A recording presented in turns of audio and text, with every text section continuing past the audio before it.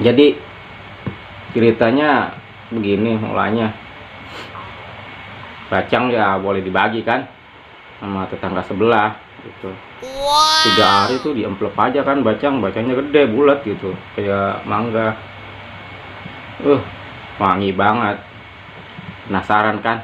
Kata bini, ya kupas aja tuh bacang. Enak kayaknya. Gua kupas tuh bacang. Kupas anak gua. 3 orang tuh anak gua paling di depan kan pada gerumunin tuh gua ngupasin bacang. Termasuk bini gua gitu. Iya. Taruh kan, iris-irisin. Taruh di apa tuh? Di piring. Pada makan kan? Iya. Irisan pertama tuh paling gede kan? Dimakan sama anak gua.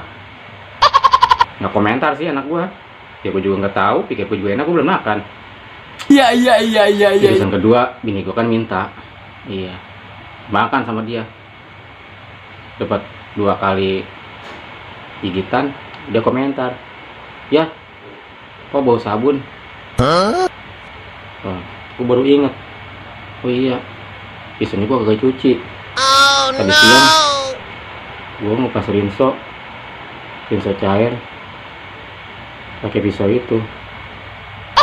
Kata bini gua, ya gua sabun. Gua rasain aja. Pas gua makan emang sih rada-rada bau sabun. Gua lupa. Generasi Kiki makan mulutnya bermuruh sabun.